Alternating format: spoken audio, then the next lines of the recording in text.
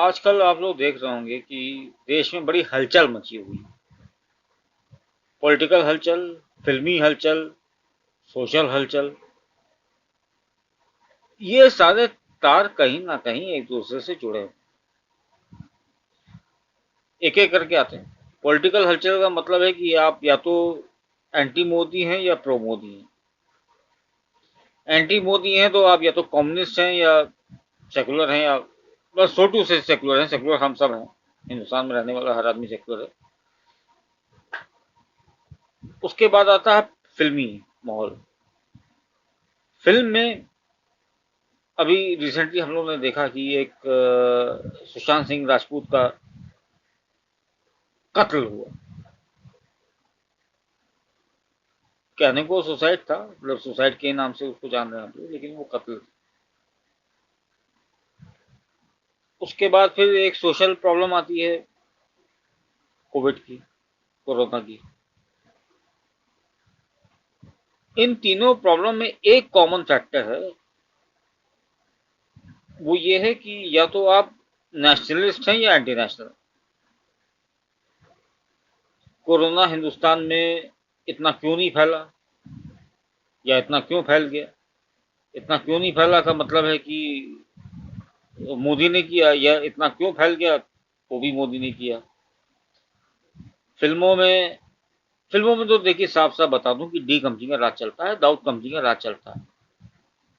मतलब उस दाऊद कंपनी के सामने अमिताभ बच्चन जैसे सुपरस्टार भी बहुत छोटे हैं। बच्चन साहब को मैं अपना आइडल मानता हूँ, मैं बच्चन साहब की कॉपी करता हूँ। लेकिन आपको मालूम है एक बात, कि बच्चन साहब निहायत ही डरपोक किस्म के इंसान हैं। और उनको कोरोना हुआ है। पहली बात तो उनको कोरोना हुआ, होना नहीं चाहिए था, किसी को भी नहीं होना चाहिए। लेकिन दूसरी बात ये कि उनके पांच पांच बंगले हैं, पांच पांच बंगले हैं, और पांचों बंगले में 14-14 कमरे या 12-12 कमरे हैं। मतलब कि 60-70 कमरे उनके पास हैं, और वो बिना सिम्टम वाले कोरोना मरीज। चलिए वो बुजुर्ग हैं, उनको आराम की जरूरत है, उनको मतलब एहतियात की जरूरत है। लेकिन उनका बेटा अभिषेक, वो तो 40-45 साल का बंदा है, उसको भी अस्पताल ले जाओगे? अरे बच्चन साहब, आप जब 81 में कुली में बीमार पड़े थे तो मैं बहुत बहुत छोटा बच्चा था, और मैं बहुत रोया था उस समय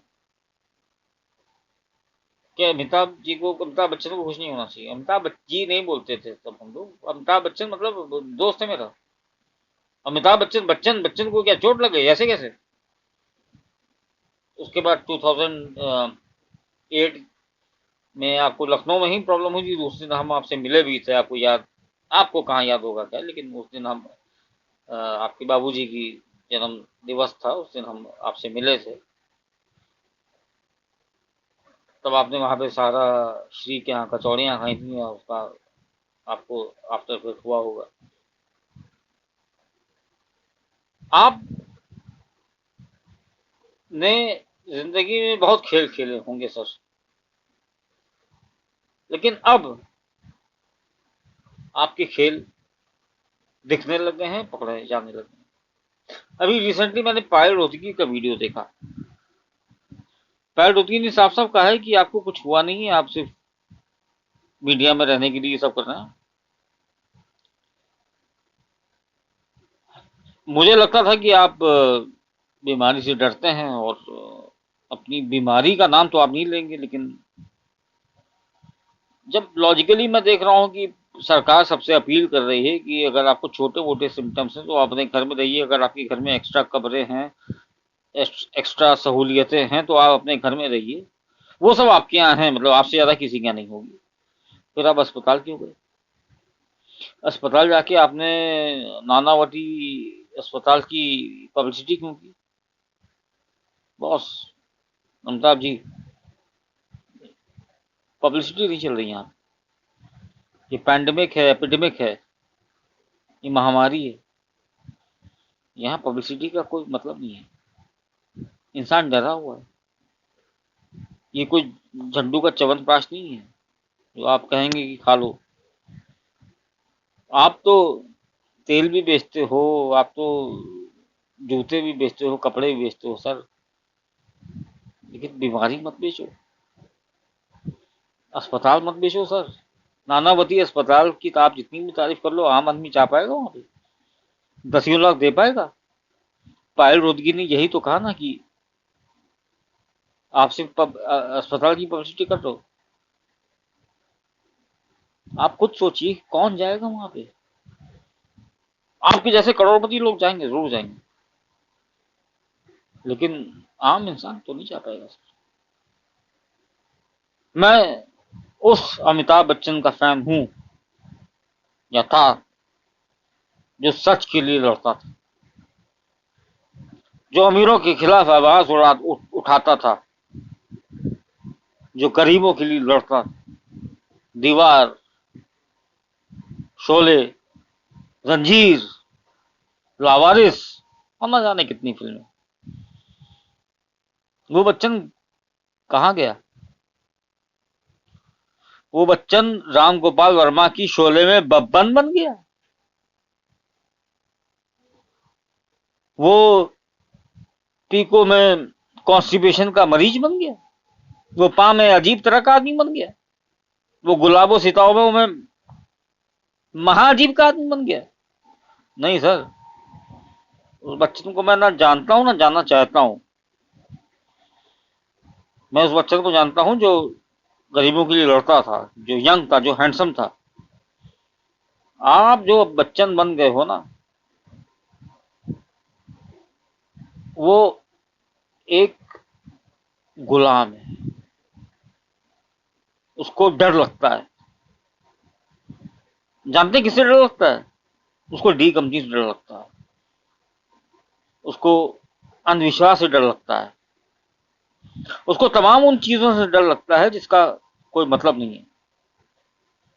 पायल रोहतगी आपके सामने बच्ची है, उसने आपका सच उगल दिया। बच्चन साहब, मेरी शक्ल बहुत बेकार की होगी, लेकिन कॉलेज में, स्कूल में लोग मुझे अमिताभ बच्चन बोलते थे, और मैं कॉपी भी आपकी बहुत अच्छी कर लेता था। अभी भी कर सकता हूँ, अभी भी कर सकता हूँ और कर ही लेता हूँ, लेकिन उस अमिताभ बच्चन की कॉपी करता हूँ जो मेरा हीरो था। वो अमिताभ बच्चन नहीं जो चंद सिक्कों के आगे बिक गया, परिवार के आगे मोहताज हो गया है। और तो और उसने अंधविश्वास को भी पीछे छोड़ दिया। वो अपने आप को बीमार घोषित करके एक अस्पताल की पब्लिसिटी कर रहा है। ना ना सर, ऐसे अमिताभ बच्चन को मैं नहीं जानता। वो मेरे लिए कुछ नहीं है। पॉलिटिक्स में आप देख ही रहे हैं, आप लोग सब लोग देख रहे हैं कि पॉलिटिक्स में इस समय दो गुट बने हुए हैं, एक मोदी, एक अगेंस्ट मोदी।